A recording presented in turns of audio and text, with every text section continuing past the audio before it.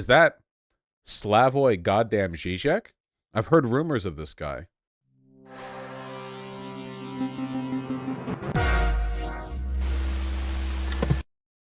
Somebody linked this and said his stance on trans people confuses them. I've seen this. This is what brings me satisfaction. And here, I think, what is prohibited today, there is another problem with woke and trans ideology. Again, as for the trans rights and so on, I'm all for it, not hypocritically. But did you notice how most of the trans people who attack cisgender and so on and whoever doubts them, I'm not bluffing here, I read many texts on it. What's that accent? This is a Slavoj Žižek accent. He's, what, Slovakian? Slovenian? I always forget which one. I've heard other people of that ethnicity. Slovenian. I've heard other Slovenian people speak, and they don't sound quite like him. Part of it is the accent. Part of it is that he has a nervous tic. Part of it is that he always has a gallon of phlegm in his throat. It's a him accent. It's kind of like how Arnold Schwarzenegger has an incredibly distinct accent, and it sounds kind of like an Austrian accent, but it's mostly just a Schwarzenegger accent. By them, by extreme trans advocates, their ultimate argument is not some positive argument, but it's always, I may be biologically measure me a man or whatever, a woman, but I don't feel to be that. It's reference to some sense of identity. And yeah, he's never been that great on trans issues. I feel like the more I go over this, the more like obvious and straightforward it seems, and the more I'm confused by other people's confusion by it, if that makes any sense.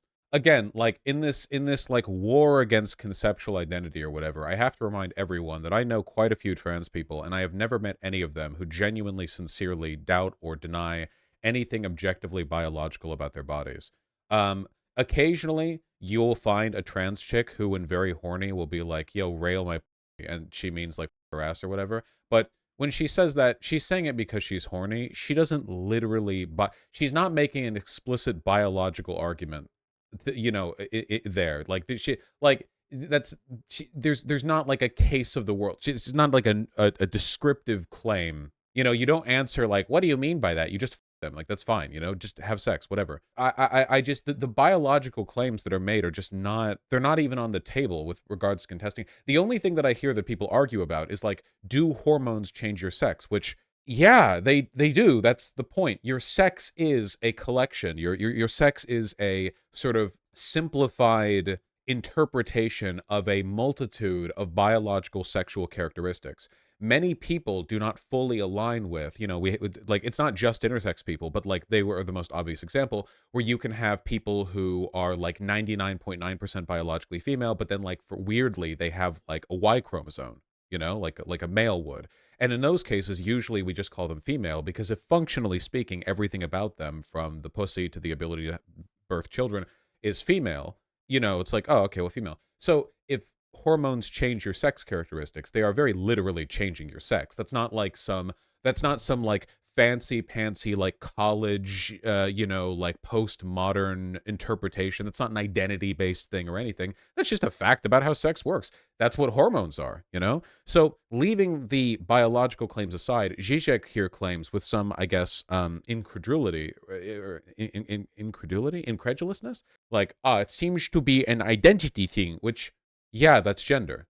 That's the whole point. There's sex and there's gender. But let's see where he's going with this, I guess. The crucial point is that, as far as I know, you are prohibited to analyze this sense of identity, to explain it. And here, I think psychoanalysis helps. I actually, I don't disagree. I think the problem, so, okay, first of all, the idea that there is any value or utility in critically analyzing another person's identity kind of seems strange to me. there are lots of identity qualifiers that don't really get examined that much because we understand they're broad and social. What does it mean, for example, to be like cool? What does it mean to be American? Like there's American citizenship, sure, but American citizenship as a concept hasn't always existed. What if the state fell tomorrow? Would somebody then no longer be American because the concept of American statehood no longer exists? Is it purely an ethnicity then? Do you mean nationality or ethnicity? Like what about a person who's born to American parents but outside American territory who speaks American English and knows American culture but only arrives in America at 18 as an immigrant? Are they American? Like so how much do you critically examine this? The truth is you can if you want to, but how often do people actually do that? The problem with critically examining trans identity is that nobody does so in good faith. If you want to sit down and like talk to a trans person to try to critically engage with why they say they're a woman or whatever, you can. It's not necessarily even bad to. But overwhelmingly, when this conversation is had, it's done in extraordinarily bad faith. Conservatives don't want to critically examine a trans woman's claims that she's a woman. They just want to deny, like just offhandedly without any thought or introspection. It's anti-intellectual. It's like, no, you're not. You have a penis. No, you're not. Like there's no thought there. But if you want to like actually have a conversation, you can. I don't find the conversation very interesting because I don't give a shit what gender people are. But I've had a few trans friends who have kind of like talked about why they've felt why they are the way they are when they transition or just when talking to me. And this is a conversation that I must repeat this, find of middling interest because I truly don't give a shit outside of the fact that I'm their friend and I support them. But, everyone has their own reasoning in the same way that you could have a bunch of different forms of reasoning with regards to like why somebody is an American, right? Like you could have a bunch of different arguments, and like some arguments maybe sound a little bit more tenuous and some of them sound a little bit more concrete. Some arguments sound better than others, I guess, but there's not really like an objective standard by which you can determine whether or not any of those arguments is correct. I hate to go back to this really played out example, but it's played out for a good reason. It would be like making an argument for what is or isn't a chair, The only definition of a chair that's comprehensive and correct is a chair is anything which we refer to as a chair. But there's not much utility to that definition. The best definition that I could really think of is a chair is something that is meant to be sat upon, shrug. And then you'd be like, well, what about this? And then you shrug harder. Like, oh, well, what about this? Shrug, shrug, shrug, shrug, shrug. Oh, well, what about what about this horse? What about a bench? What about a shrug, shrug, shrug, shrug, shrug, shrug? Like I think that's kind of the best that you can get. Because that's how definitions are. Anyone who thinks you can arrive at some kind of perfect objective definition that conclusively determines with no problems whatsoever everything that is defined as that thing, you're delusional. It's never going to happen. So you can make good or bad arguments for what is or isn't a chair, I guess. But at the end of the day, I guess the conversation just isn't that interesting to me. Is anyone's life really affected by a super strenuous examining of what the word chair means or refers to? Am I affected by a super strenuous examination of what a specific trans person means when they say they're a certain gender? I guess I just don't really care, and I don't actually think there's much utility to it. You can engage with it if you want to. I'm not saying it's bad to. Hell, you can even critically engage with it if you want to. A good example of this that I've done would be and I've said this before and I'll say it again, I'm still shaky on the xenogender thing. I don't think they're objectively wrong, but I like the idea, and I think there's more utility in the idea of gender being an identity that is tied in some way to our cultural understanding of sex. So man and woman are tied to male and female. So you could say that man and woman are social identities that are tied to those underlying biological states that humans tend to fall into. But then if you start getting to xenogender territory, you start getting like, well, people now have identities that are tied to something else entirely. And then it just seems like you're describing identity, not gender. But at the same time, that's my critical engagement. But do I really care? Like, do I know people who are xenogender who I'm chill with? Like, yeah, okay. Does that make sense? Does everyone understand this rambling? Isn't the point of gender abolitionism to decouple identity from sex? Well, the point of gender abolitionism is to just not have, like, gender identity, which would be that, yeah. But that would just mean then that people wouldn't have genders, they would have identities, which means they wouldn't really be xenogenders, they'd be just identities or aesthetics or vibes or whatever.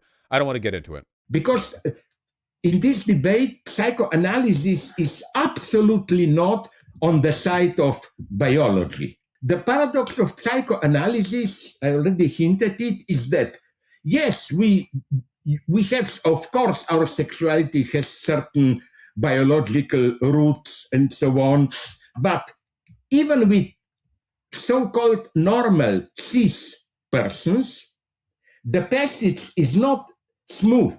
It's not that I am a man and then I'm too lazy to deconstruct myself through trans procedures and so on, so I simply accept that I'm a man. No. From being biologically a man in the brutal sense of my biological identity, penis, testicles, and so on, to becoming a man in the symbolic sense, and that's the point of psychoanalysis, it's a long and painful process with many cuts, brutal changes, shifts, and so on and so on. I think I understand what he's saying here. He's basically saying that, like, even if your argument is that you're a man because of your biology, the process of becoming a man in a social sense is like this grueling social like, if being a man was truly just biological, you wouldn't need to learn how to be one. You would simply be born with a penis and big flappy balls. And that would be that. Congrats, you were born into it. Like, you don't have to learn to be brown-haired. You're simply born with brown hair. But being a man obviously can't be purely biological, because if it was, nobody would have to be taught to be it. It would simply be a fact of your birth. Having a penis is a fact of your birth, or not if you don't have one, I guess. Being a man is like, I'm going to dedicate the rest of my life to learning about the incredibly nuanced and often contradictory social standards that being a man means. I think he's mixing up the social aspect with the genetic aspect. Well, it's difficult to parse what he's saying in the best of times, but I think he's basically arguing that, like, even for a cisgender person, being a man falls in the realm of psychoanalysis, not purely biology, which is true. He is kind of like linguistically conflating sex and gender here, but I think the point that he's making here is actually quite good. In this sense, all our sexual identity is trans. And this... There you go. See? That was easy enough to parse.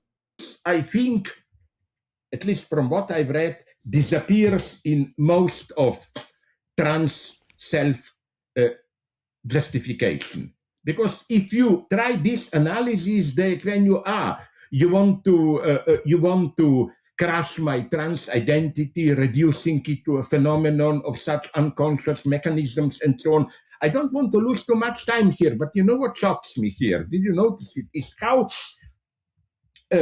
many trans ideologists basically have no place for the Freudian unconscious. Okay. He's going to lose me a little bit here with the Freud shit, you know. But, okay. It's simply how I feel, my felt self-identity. By which you mean the consciously felt, the feeling that you have, that you recognize... Okay, I'm going to be charitable here because I do think highly of his intelligence. I think that what Žižek is saying here is that a lot of trans people are unwilling to engage with the idea that there are underlying psychological mechanisms that inform their gender identity, and that it's not purely a matter of identity. What he's essentially saying is, like, you know, you were born a male and you now identify as a woman. And that process is something that involved a sort of extensive psychoanalytical buildup. There were traumas that happened. There were realizations. There were heel turns. There were moments of confusion that built you to what you are now. But trans people don't want to engage with that. They just want to simplify it to the identity thing. And what he's saying in addition to this is, in fairness, what he is describing, this psychoanalytic process that leads you to believe in your gender or whatever, also applies to cisgender people. Does that make sense? Basically, he's saying, like, everyone's gender identity is a product of, in essence, sort of psychological trauma of a sort of a dialectical engagement with what you believe you are and what the world believes you are, and the fight and the disappointment and the the confusion, the misunderstanding, the socialization that leads you to there. And that's true for cis and for trans people. And he's criticizing trans allies in the trans movement for not engaging with that. And I don't think there's anything wrong with what he's saying, but the contrary argument here is, of course, the reason why a lot of trans people don't want to engage with this is because, first of all, cis people don't have to. Cisgender people are never asked, like, hey, cisgender guy, can you engage with the psychoanalytic process by which you came to realize yourself to be a guy? Cisgender men aren't asked to do that. And also, we're not exactly operating in a neutral environment, right? Like, trans people aren't asked about the origins of their identity in like a purely intellectual way. Like, people aren't asking because they're curious. Overwhelmingly, these questions come from a place of like invalidation. And the invalidation isn't a good faith engagement with the thought process, right? It's not like conservatives are coming up with like excellent counter arguments to the psychoanalytic process or anything. They're basically just running up to you and screaming that you can't be the gender you say you are because of your genitals. So, yeah, does that make sense? Okay. I thought this would be worse, by the way, when this was linked. I'm actually quite happy with this, I feel, what he's saying. I mean, I think that there could be a counterpoint here, but yeah, no, this isn't at all like transphobic, I don't think. Within yourself. Then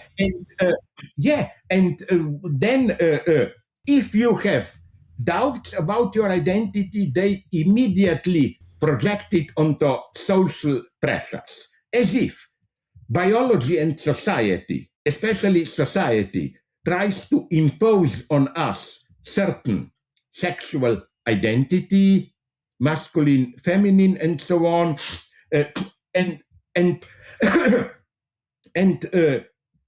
then they rebel against it. The main reason is somehow I know immediately, not immediately. Okay, we enter here all this puberty blockers problem. It's a long path, but at the end, you have to in the past, Žižek has been very critical of puberty blockers on trans youth.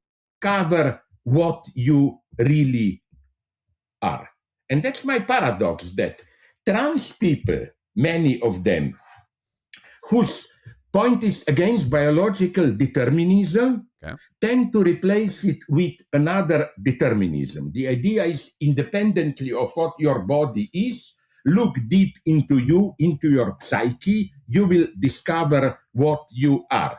Okay. I think I'm going to change the frame we're paused on. Okay. I think what he's saying here is partially true. Basically, what he's saying is that there are some trans people and trans activists who are replacing biological determinativism with identitarian determinativism, where the conversation is being taken from one wrong place, which is your genitals determine your biology. Is it determinism? Oh, that's so much easier to say. On one side, you have the incorrect assertion that it's just down to your genitals, and on the other side, you have pro-trans people who are saying, like, no, it's just your identity. Look deep inside, look within yourself, and you'll find your true identity. And I will say two things. For one, that's not all trans people. There are a lot of trans people who will argue, in my opinion correctly, that they may identify as a given gender, but that's just because that's like the one that's most comfortable to them. There is no like true psychological gender. And that's what I believe as well. The idea that humans are built and encoded with some kind of like innate gender identity is, in my opinion, only a slightly less reactionary idea than the idea that gender is innately tied to your biology. Like, in that, because at that point you're basically doing the blue brain, pink brain, blue body, pink body thing, where it's like, yeah, you have sex, but also there's the brain gender, and you have to find the true brain gender, and that can be a different one sometimes, you know? In truth, you know, these identities are socially constructed. They vary across, you know, time and place and so on. And, you know, we settle into what's most comfortable for us, but there's not like an objective, like, I guess the best way of putting this would be if you took a guy who was completely comfortable in his gender identity, let's say just like the most cisgender guy, and he acted like a guy, and he dressed like a guy, and he talked like a guy, and he went after women like a guy and everything, you know. If you took that guy and sort of like recreated the scenario, and you dropped him in the middle of the woods, and he raised himself up from a child with no exposure to society broadly, and then only after he became an adult you observed him and what he came to be, his understanding of his identity would be nothing like what it was before. Not only because of a different socialization, but because a lot of the stuff that was being a man was just socially tailored, you know? Like, maybe even if he was raised in the woods from day one or whatever, he still has like a personal value system that encourages stuff like self-reliance or strength or you know, like traditional masculine virtues, I guess. His understanding of masculinity, he wouldn't even think of it as masculinity. It would just be him. In his mind, it would just be like, this is me, I guess.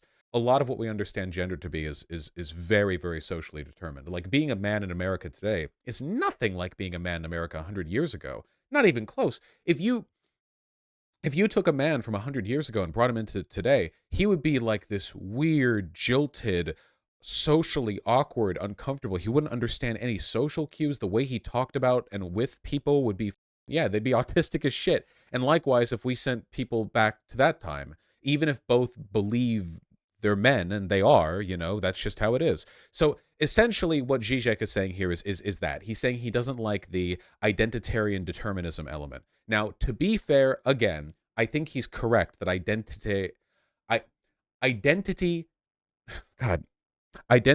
determinism is a socially convenient way of explaining one's gender identity, but it's not the whole story, if that makes sense, right?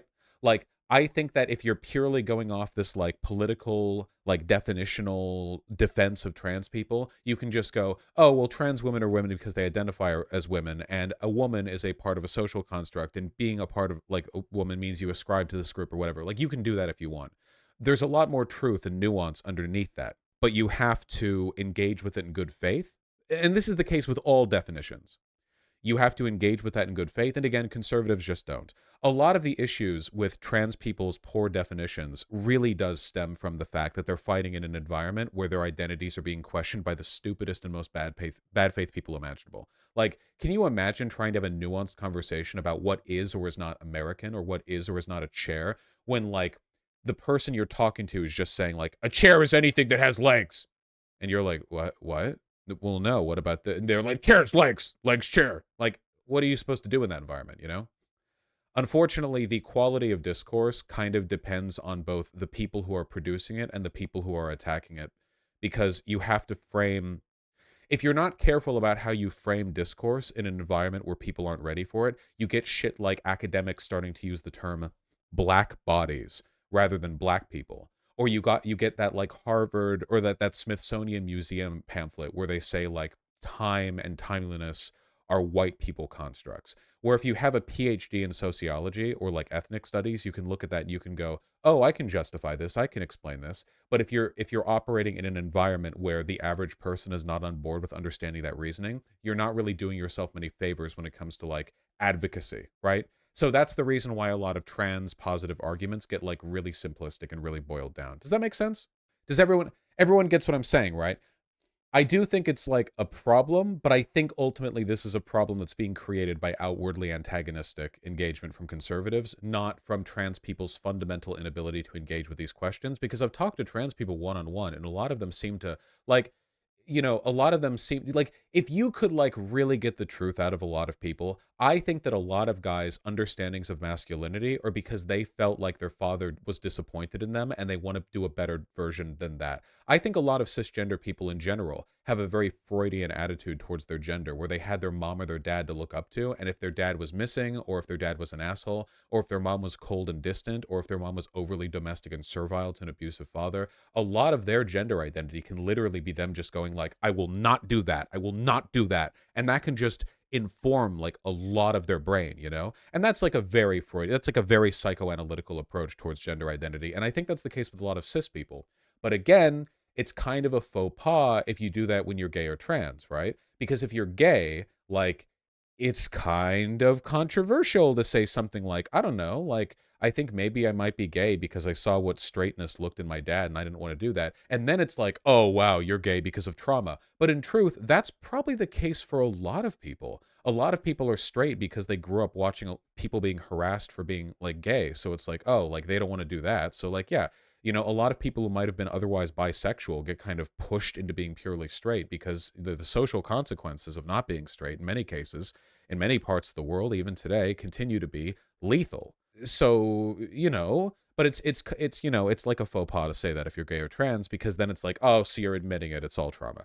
Okay, right. I think I've rambled on about this enough, but I'm surprised by the quality of discourse this particular Slavoj Žižek bit is igniting, I think. On the other hand, biological determinists, I think, make the same mistake. You know what always shocked me? They claim sexual identity is biologically determined or in whatever way. It cannot be an effect of social pressures, ideological choices. But then they are so afraid of trans education in schools. I would say if they believe... Good point. If you think that being, yeah, if all this is biologically determined, then why are you afraid of what you perceive to be instruction?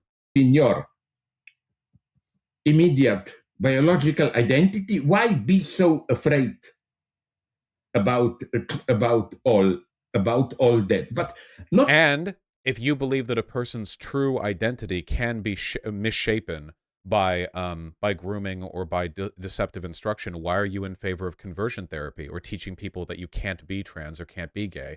You're essentially openly admitting to doing the thing you're afraid of the opposition doing. Is this what everyone was calling him transphobic for, Vaush? No, he wrote up an article where he was very critical of trans youth taking puberty blockers.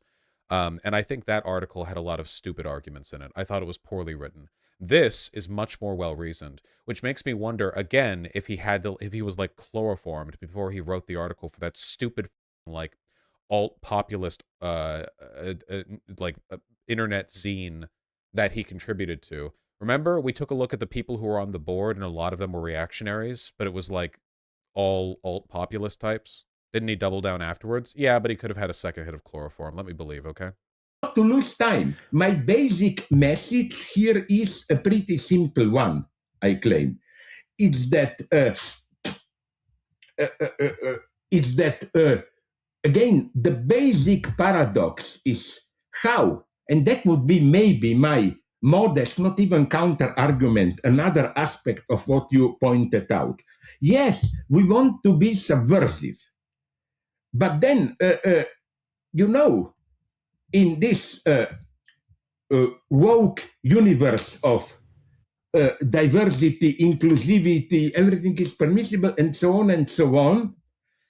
Not, okay, they wouldn't call it censorship, but regulation. And you can tell which people in chat aren't used to listening to Slavoj Žižek talk. So when he says certain stuff, they're like, "Oh wow, mask off." But it's like he's been doing this since like the 90s, you know. Slavoj Žižek is a very smart person. I respect him in large part, I think, for often speaking on touchy social and cultural topics that a lot of people in his position would be scared to. No matter how smart you are, and he is very smart, you will sometimes make yourself look a fool when you're talking about contemporary stuff, modern social movements, modern problems, modern dilemmas, controversial political subjects. And I'm not saying he's never made mistakes. He definitely has. But I do respect his willingness to engage, I guess. Prohibitions return with a vengeance. You know what is missing here? In traditional authority, if it wasn't too totalitarian, and mostly they were not, you never have only the existing ethical, political, social value system. Like you mentioned, it's traditional society. Here I would supplement you. Remember, you said that there it was easy to be subversive because the rules were so obvious and strict. For example, in extreme... this is what you would have ended up like if you didn't get in the drip train. Oh, by the way, I just want to say, guys, that I had such an aspirational moment, like unironically, like such a gender moment for me. I was in J. Crew the other day. I didn't find my... Actually, that's where I got this shirt. Or did I? No, I got this from Banana Republic. I got a different shirt from there. Anyway, I was in J. Crew. I got a belt from the J. Crew. But there was an old man in there. He must have been like 55 or 60 with like a full like salt and pepper beard and hair. And he looked awesome. He had on these like dark brown loafers and No, he had dark brown pants and black loafers, and he had like a thick knitted turtleneck with like a brown plaid tweed jacket that had patches on the elbows, and he had these thick framed glasses, and he looked like a model. He looked so good. He looked insanely good. He looked like the kinds of guys who, like, you could, like, a picture of them could be posted on Twitter through some contrivance, and there would be like women of like any like 20s, 30s, whatever, being like, holy shit, yes. He looked insanely good. So aspirational. Did you compliment him? No, he was busy, and I'm not gonna. Yeah. Oppressive religious spirit. Just having free sex is already a subversion. But today, okay, first point. This was my big experience. What is he waffling about now? My epiphany ideology. I haven't heard a point in the past like minute and a half of him talking. What are we building towards? When I was, my God, half a century ago. Oh, I think he's off the gender section. Now we're on authority and unwritten rules. He loves to write about this. Why? Wait, hold on. Why is this section right here so replayed? Hold on, curiosity, morbid curiosity. Achieve freedom by introducing restriction. So I'm not sure if there is a paradox here at all, unless you have a conception of freedom that just means freedom from any kind of constraint. But as I say, I don't think that's a freedom worth wanting, because it would just look like uncontrollable chaos. I see your point, and maybe I was unclear, but I, at some level, I think, profoundly agree with you. Just a couple of tricky supplements of mine. First, when you said totalitarianism, they know it better, and so on. But you know what, for me, here I'm maybe a tiny shade more pessimist than you. Yes, I know this. The difference, one of the very simple differences between totalitarianism and mere authoritarianism is that authoritarians simply want to assert their authority. Sorry, guys, we are blah, blah. True totalitarians always add this, but we are doing it for you. We know better than you what you really want. And this is my old story that I like to repeat. That's why. I think that's true to an extent, yeah. Yeah, if you take a look at, like, authoritarian regimes have been the norm throughout history, but totalitarian regimes usually do this, like, incredibly overreaching surveillance state where they try to insert themselves into every level of civic society, because the narrative that they use to justify their level of total control is not just, oh yeah, we're in charge, but also like, we're doing this for the glory of the people or whatever. Totalitarianism needs the pretense that this is all being done for everyone's benefit, you know? Like, there are plenty of authoritarians in the past and today who never made that pretense. There was never, like, they never had to lie and pretend that they were doing this for some, like, greater cause or whatever. So, like, the Chinese Communist Party? Yes, yeah.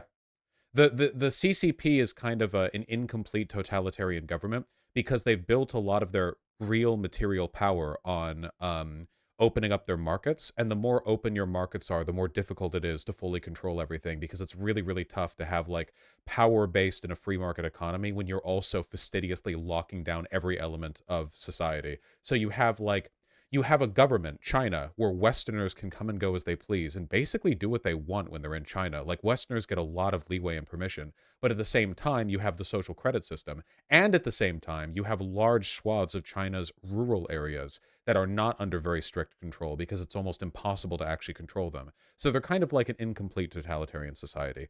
North Korea is complete, of course, obviously. The Soviet Union was complete within its more, like, industrialized areas, but I don't think they were fully in a lot of the more rural villages and outposts. They were in the more controlled areas.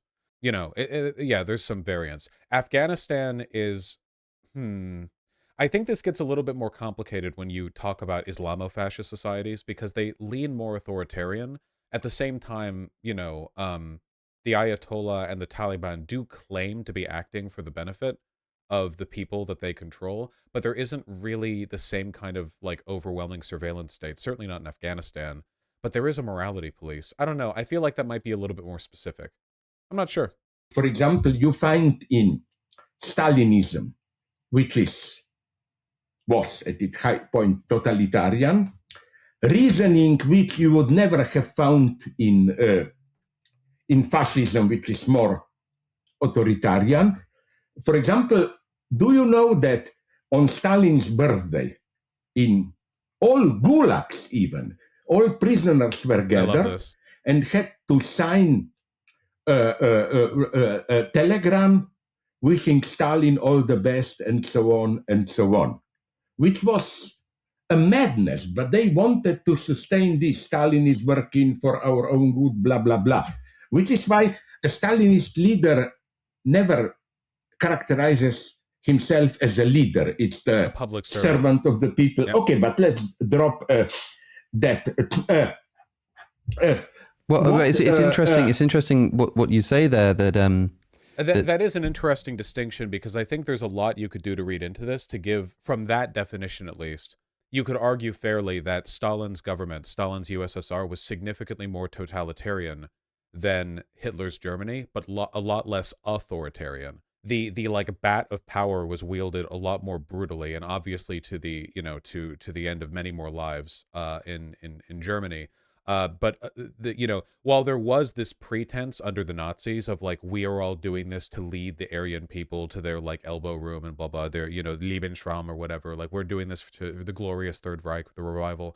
In the Soviet Union, like you said, like Hitler did not have his prisoners write him birthday cards. That's a very different level. Anyway, I think we've gotten what we need to out of this. That was a good discussion. I'm glad we talked about the trans stuff. Please stop this philosophical bullshit and show chat the Žižek N-word pass story. It's so goddamn funny. You're right, it's very important. I will tell you a wonderful story. Simple one. It happened to me a year ago, around the corner here in the bookstore. I was signing a book of mine. Two black guys came, African Americans. I don't like the term. My black friends also not. For obvious reasons. It can be even more racist. But the point is, and they asked me to sign a book, and seeing them there, I couldn't resist the worst racist remark. When I was returning the books to them, I told them, now, I don't know which one is for whom, you blacks like yellow guys, you look all the same.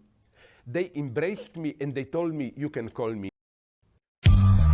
Don't ruin it with the edit. What the don't ruin it with the edit. It did not need any improvement. Q. Oh my god, so good though. This is true, by the way. I like this edit. No, I don't think it needs any improvement. This is the correct reading of psychoanalysis. It's absolutely not this spiritual self-examination, which is why I hate life.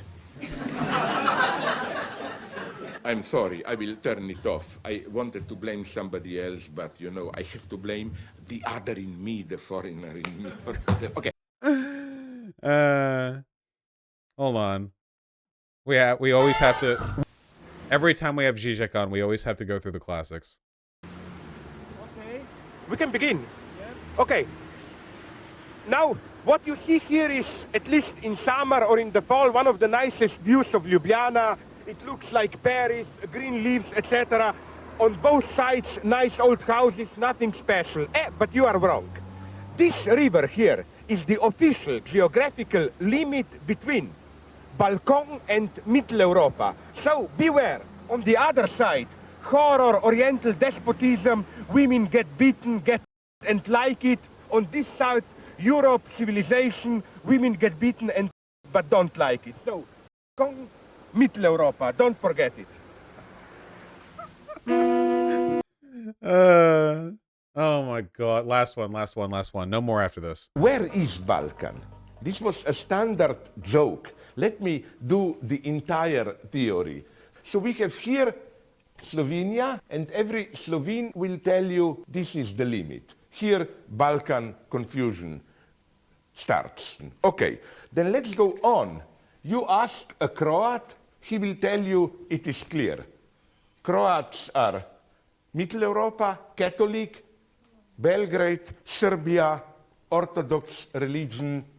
We are in Balkan. You ask a Serb, he will tell you down here, either Sarajevo or Kosovo. They will tell you this is the true Balkan. Now, the irony is that if you go too much down, then all of a sudden Balkan is up there. No? In Greece, they will tell you, we Greeks, we are the origin of Europe, up there, the dark Balkan mountains.